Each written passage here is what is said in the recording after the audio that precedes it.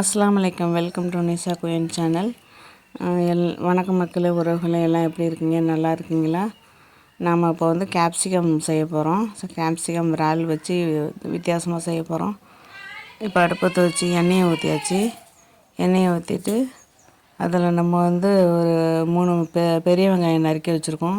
இது இறால், 2 தக்காளி, 2 கேப்சிகம், 200 கிராம் இறால் ரெடி பண்ணி வச்சுருக்கோங்க. நம்ம இப்போ வந்து வெங்காயத்தை எண்ணெய் சட்டியில் போட்டுக்கலாம்.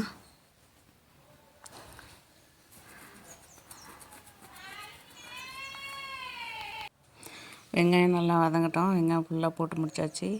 நல்லா கிளறி விட்டுட்டு நம்ம கண்ணாடி பதம் வர்றது வரைக்கும் கொஞ்சம் வெயிட் பண்ணுவோம். கிளறிக்கிட்டே இருப்போம், அடி பிடிக்காமல். இது வந்து கேப்சிகம் வந்து உடம்புக்கு ரொம்ப ரொம்ப நல்லதுங்க.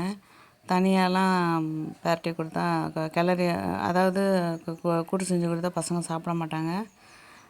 அது வந்து இரும்பு சத்து அதிகம். அதில் வந்து கொஞ்சம் ஒரு மாதிரியான ஸ்மெல் வரும்.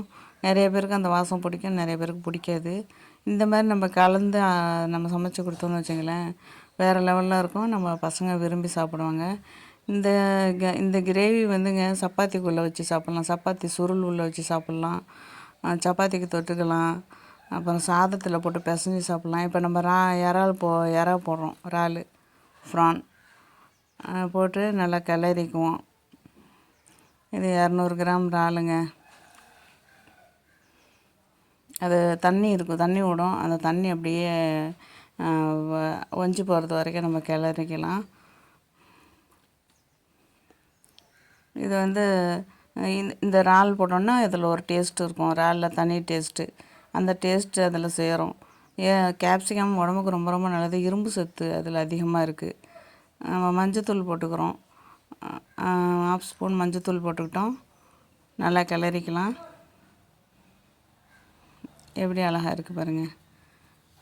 என்னெல்லாம் கண்டுபிடிச்சிருக்காங்க பாருங்கள் அந்த காலத்தில். இது மிளகாத்தூள், இது காரத்துக்கு ஒரு ஸ்பூன் போட்டுக்கிட்டால் போதும். நல்லா கிளறிக்கலாம். பிடிக்காமல் கிளறிக்கணும். அது நம்ம இதில் ஒரு மிஸ்டேக்கு வந்து பூண்டு போட மறந்துட்டேன். நீங்கள் தயவு செஞ்சு போட்டுக்கோங்க. இது வந்து மிளகு, ஏன்னா இறால் வந்து வாயு பிரச்சனை உள்ளது. அதுக்கு தான் பூண்டும் மிளகும் சேர்க்கறது. இப்போ தக்காளி சேர்த்துக்கிட்டோம். தக்காளி சேர்த்து நல்லா கிளறிக்கலாம்.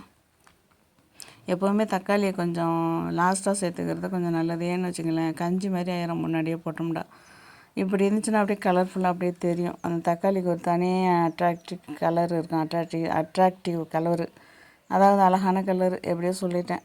இது வந்து கேப்சிகம். இப்போ நம்ம கேப்சிகம் அதில் போட்டுடலாம். நம்ம இது நல்லா இப்போ இதுன்னு வரட்டும், நம்ம மசாலாவோடு சேர்ந்து ஒஞ்சி வரட்டும். இப்போ நம்ம கேப்சிகம் போட்டாச்சு.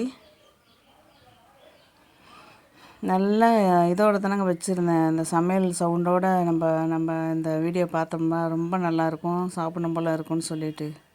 அப்போ தான் தும்முறாங்க, அப்போ தான் இருமுறாங்க, அப்போ தான் ஃபோன் அடிக்கிறாங்க. அதுக்காண்டி கட் பண்ணிவிட்டு தனியாக பேச வேண்டியதாக இருக்குது. இப்போ நம்ம சால்ட்டு போட்டுக்கலாம். பாருங்கள் எப்போ சால்ட்டு போடுறேன்னு. முன்னாடியே போட்டால் கசப்பாக இருக்கும், நடுவால் போட்டுக்கலாம்.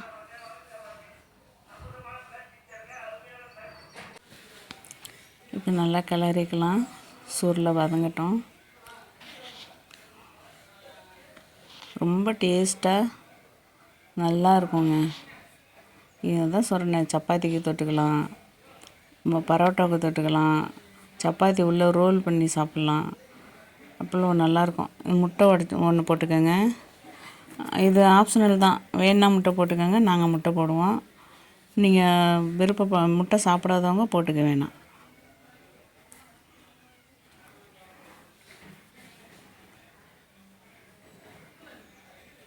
முட்டையை முன்னாடியே கூட வெங்காயத்துலேயே கூட உடச்சி ஊற்றிக்கலாம்.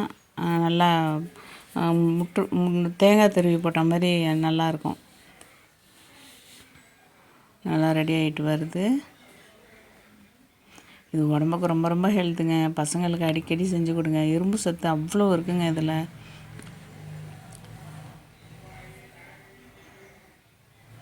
இந்த பாத்திரம் அடி கொஞ்சம் கனமாக இல்லாததுனால பாத்திரம் பிடிக்குது.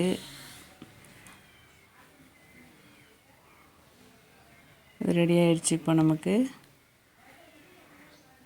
நீங்களும் இதே மாதிரி ரெடி பண்ணி சாப்பிடுங்க. ரொம்ப ஈஸி, உடம்புக்கும் ரொம்ப ரொம்ப ஹெல்த்தி. இப்போ நான் சாதம் வச்சுருக்கேன். சாதம் வச்சுருக்கேன். சோத்தை போட்டு அப்படியே பிரட்டி சாப்பிட்றலாம். வேறு சைடிஷ்லாம் எதுவுமே தேவையில்லைங்க. அவ்வளோ நல்லா இருக்குங்க, ருசியாக இருக்குங்க. இந்த வீடியோ பிடிக்கும்னு நினைக்கிறேன்.